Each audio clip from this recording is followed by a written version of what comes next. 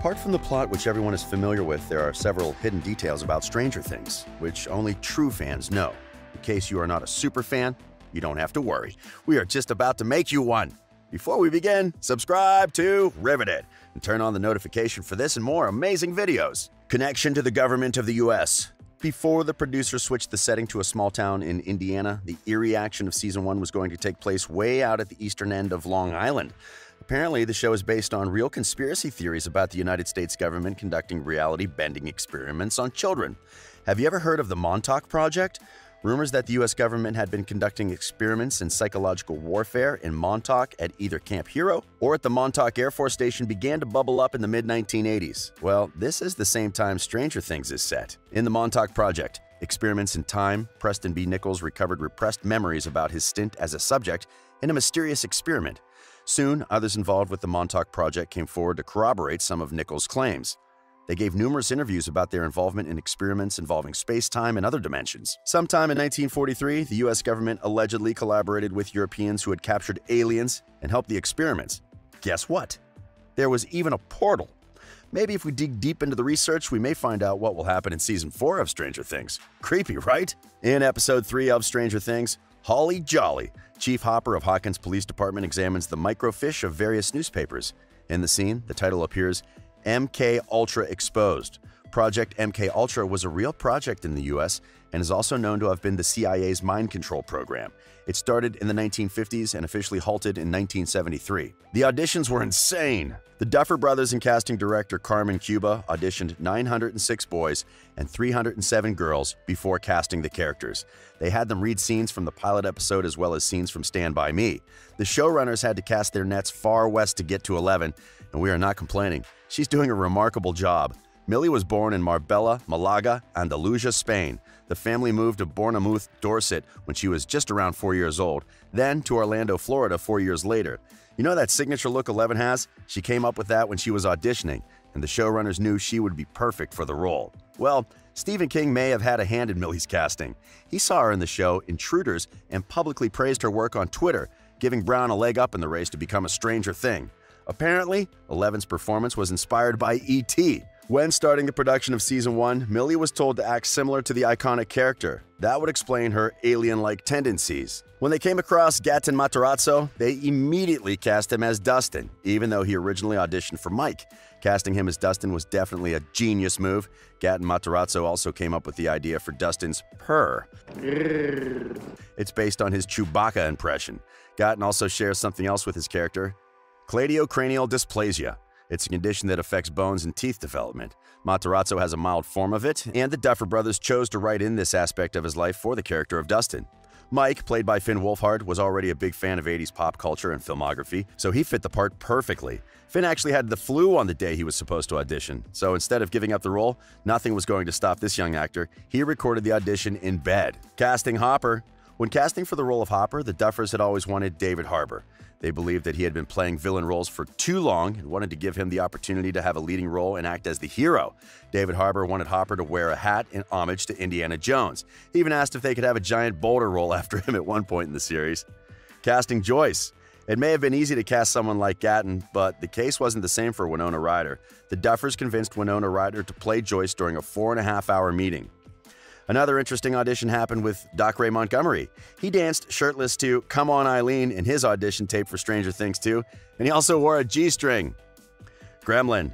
There's an old classic movie called Gremlins. If you're a fan of both Stranger Things and Gremlins, then you know exactly where we're going with this one. The story in Gremlins follows a young man who receives a strange creature called a Mogwai as a pet, which then spawns other creatures who transform into small, destructive evil monsters. Does that sound familiar? Yes, we are talking about Dustin and his pet.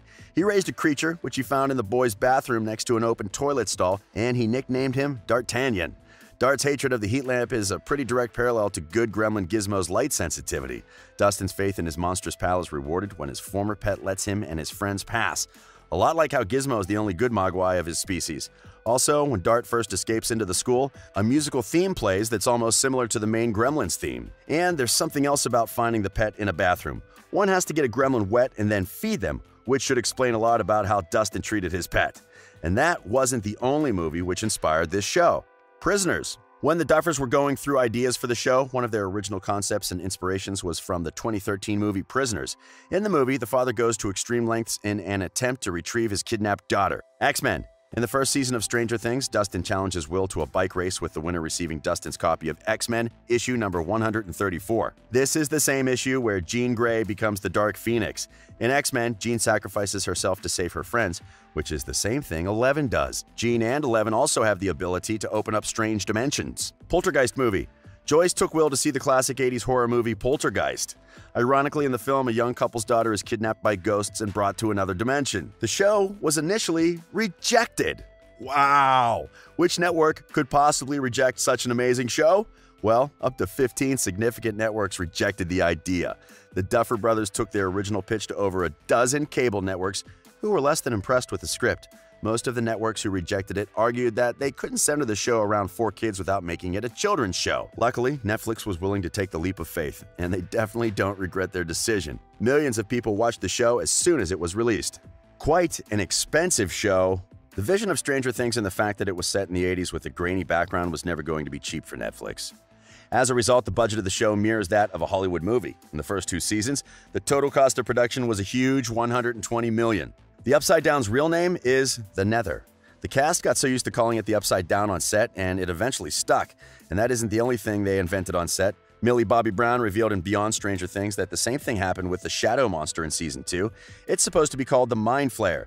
In an interview with Variety, Duffer revealed that there's an intricate 30-page document about the Upside Down, detailing what it all means, where this monster actually came from, and why there aren't more monsters. We still know so little about the Upside Down, but hopefully, by the time the show comes to an end, we will have learned more about it. Cutting Eleven's hair. Contrary to what people may think, this wasn't an easy decision for Millie and her family.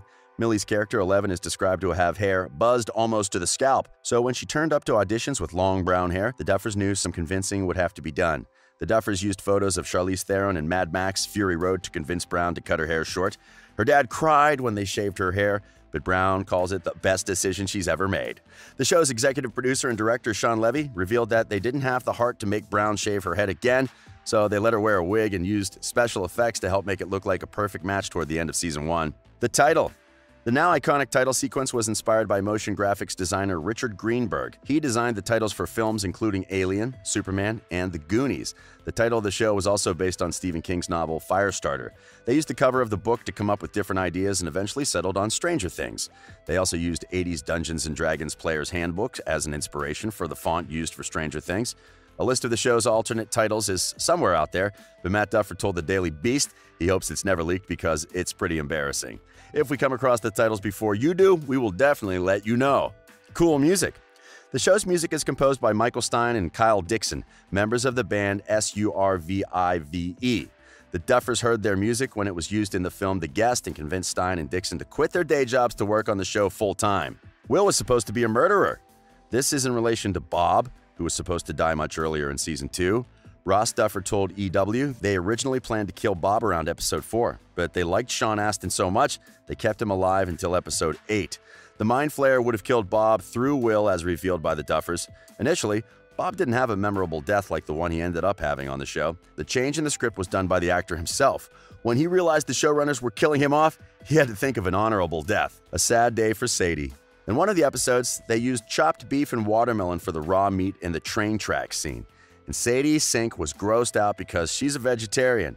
Sadie Sink also almost didn't get the role. No, not because of the food. Despite the Duffers being impressed with her acting, she admitted later on that they told her she was too tall for the role. The showrunners were afraid that Sadie would tower over the boys.